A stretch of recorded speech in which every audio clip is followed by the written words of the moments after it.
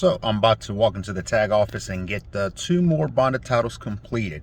Good morning, everyone. Jose J. Garcia, real estate investor, coach, and mentor. So real quick, I know a lot of you are struggling when you're buying or selling mobile homes and you do not have a title. So the process, we walk you step by step, but the things that you need when you're actually going to walk into the tag office, because I've seen a lot of you wasting time. You don't bring all your documents, and yes, you got to go back, regroup, and bring everything together. So T22 form, that's going to be the number one thing. Now, T22 form is what you get done with an actual officer that comes out and reviews your mobile home, verifies the VIN.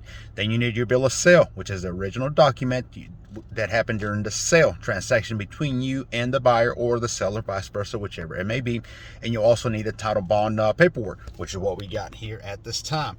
Now, with the paperwork that the bond company sends you, you still have to have 1 or 2 documents notarized. So that's one more step. Do not show up at the tag office with papers unnotarized. They do not notarize papers at the tag office either. So you have to get that done. And that's what we're doing, is getting all the documents together. So when you walk in, you got all these files put together.